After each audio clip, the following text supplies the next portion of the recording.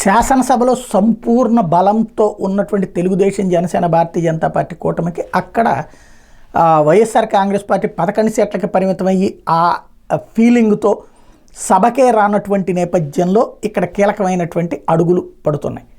ఇక వైసీపీ మీద నమ్మకం కోల్పోతున్నటువంటి మండలిలోని వాళ్ళు, ఇప్పుడు మండలిలో అయితే వీళ్ళదే ఆధిపత్యం, అక్కడ దెబ్బ కొడుతూ ఉన్నారు. మంత్రుల్ని వాళ్ళని మైకులు కట్ చేయడం లాంటి సంఘటనలు కూడా చోటు చేసుకుంటాయి.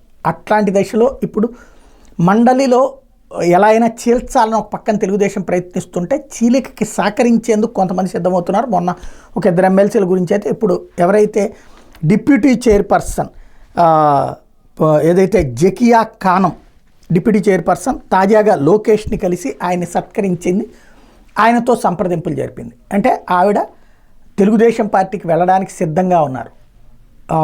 కాకపోతే ఇక్కడ ఏంటంటే మండలి చైర్మన్ మాత్రం జగన్ చెప్పిన మాట వినే పరిస్థితిలో ఉన్నారు. కాబట్టి ఒకవేళ 2/3 చేలితే నో ప్రాబ్లం, ఒకళ్ళో ఇద్దరు చేలితే అనర్హత వేటు వేసేస్తారు. ఇప్పుడు అక్కడ లోకేష్తో కానీ చంద్రబాబుతో కానీ వీళ్ళు సంప్రదింపులు జరుపుతోంది ఏంటంటే 8 మందో 10 మందో ఇట్లాగ సంప్రదింపులు జరుపుతోంది. మేము విభేదిస్తాం, వ్యతిరేకిస్తాం, మీకు సపోర్ట్ చేస్తాం, అప్పుడు మమ్మల్ని అనర్హత వేటు వేస్తారు, మళ్ళీ మీరు మీ పార్టీ తరపున మాకు ఆ సీటు ఇవ్వండి అంటున్నాడు. తెలుగుదేశానికి సమస్య ఏంటంటే అట్లా ఇస్తే తెలుగుదేశానికి వచ్చే ఆప్షన్ కోల్పోతుంది. ఒకసారి ఎన్నికైతే 6 సంవత్సరాల అవకాశం వచ్చేస్తుంది. తద్వారా మళ్ళీ టీడీపీ వాళ్ళకి, జనసేన వాళ్ళకి అవకాశం ఇవ్వకుండా వైసీపీ వాళ్ళకే ఇచ్చినట్టు అవుతుంది. కాబట్టి ఈ విషయంలో తుది నిర్ణయం తీసుకోవడానికి ఆగుతున్నటువంటి పరిస్థితి ఉంది.